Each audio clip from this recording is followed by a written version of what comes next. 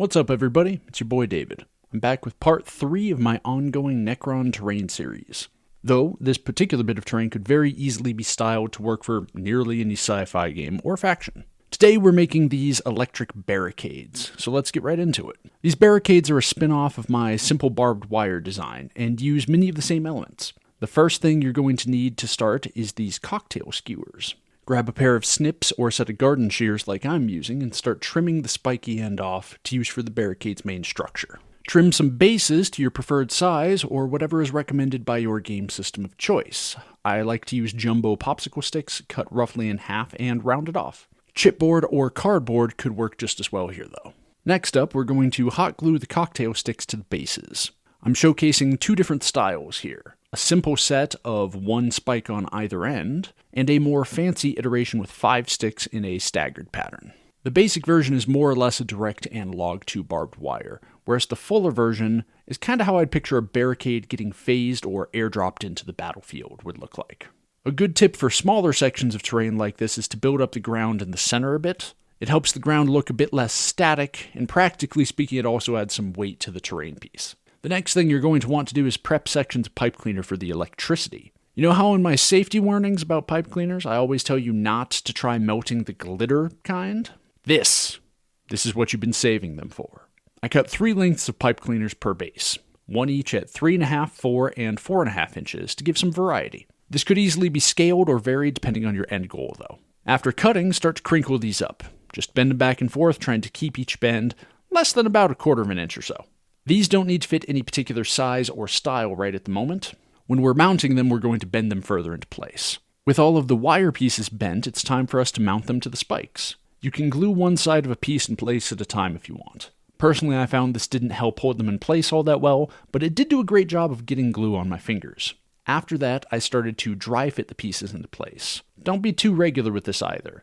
Start one section high on one side and then go low. Worm them around each other a little bit.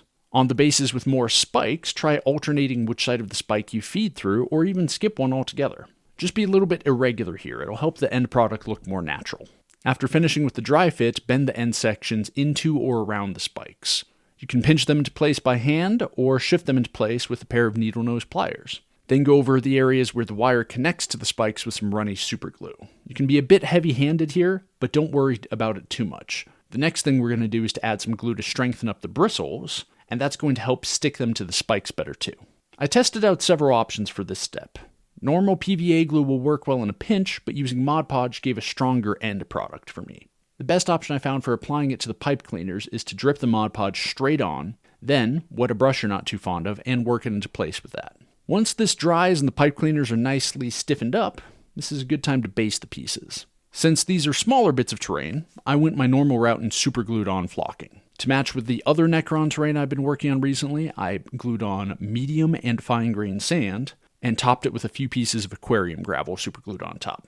As an extra step, I mixed up some more of my wet basin glue to strengthen the flocking. This time I tried using Mod Podge instead of regular PVA. This mix was half 50% rubbing alcohol, half Mod Podge, and a big squeeze of black paint to show where it was getting applied. This was, however, thick enough to cover some of the detail on the base, so I think I'll be sticking to the PVA glue version moving forward. After that, season to taste and move on to painting. I recommend a white primer for this job because we're going to be using the new GW Technical Paint Tesseract Glow for the electricity effect. You're going to need to either paint the base black after, or prime black and base coat the lightning bits white. I personally find painting black over white to be the easier option. After the technical paint and the black base, paint up the spikes with either a dark gold or a bronze color. Then hit up the aquarium gravel with a quick mid-tone green, and start dry brushing on the lighting effects. For this I did the same 2 colors I've been doing previously for Necron terrain. A light green followed by an even lighter yellow. Hit up the tips of the lightning, the glowing rocks, and a bit underneath the lightning on the base as well. Finally, stipple or dry brush the bronze back into place on the spikes to knock down the glow effect where it's too heavy. And clean up the edges of your bases with a bit of black. And with that, the Necron electric barricades are done. Now, these didn't turn out quite as clean as the first 2 sets of Necron terrain I've been doing here. Part of that was me working a bit faster than normal because I'm literally moving the day after this video goes up, but more I think it was a combination of the color and texture I was using. I did over a half dozen tests with the lightning colors, and while this was the one I liked the best, I just think green isn't a strong color here. To me, the spiky texture with green reads partially like vines, an idea that I'll be exploring in the near future a bit more. The blue lightning that I tested definitely was working well though. Again, a project for another day, but I've got some slick Adeptus Mechanicus themed terrain plans for that. But what did you think? Painting lightning in 3D seems a bit tricksy to me. What have you tried for similar effects, and how did that work out for you? What do you think would help improve on this basic design? Let me know down below or hit me up on your preferred social media channel. All my links are in the description. And that's it for today, folks. Stay safe, sane, and crafty out there, and I'll see you in the next build.